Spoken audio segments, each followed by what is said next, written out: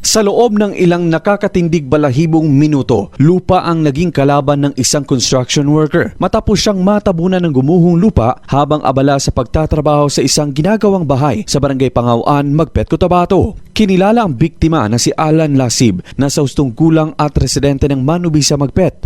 Ayon sa paunang ulat, nagtatali ng bakal o kabilya si Lasib sa gilid ng estruktura nang biglang bumigay ang lupa dahilan upang tuluyan siyang matabunan. Sa gitna ng sigaw at matinding kaba, mga pala at kamay ang ginamit ng kanyang mga kasamahang construction worker upang mailigtas ito.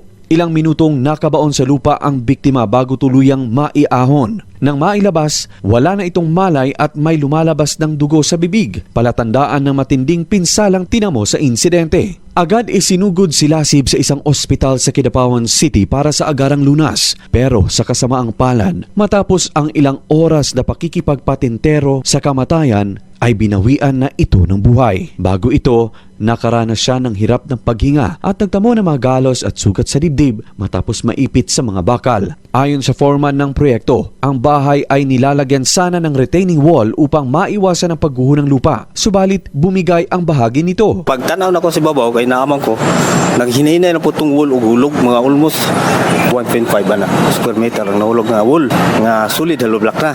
So siya hapit ng tanong mo marich ko, naibot na namo, nakuha ng ta, nagsunod man itong halo block, so na-freeze na po siya balik. Nangako naman ang may-ari ng ginagawang bahay na tutulungan ang biktima. Samantala mahigpit na pinaalalahanan ng mga otoridad ang mga kontrasista at construction worker na sundin ang mahigpit na safety measures sa mga construction site, lalo na sa mga lugar na may mataas na panganib ng pagguho ng lupa upang maiwasang maulit ang ganitong uri ng insidente na kumitil ng buhay.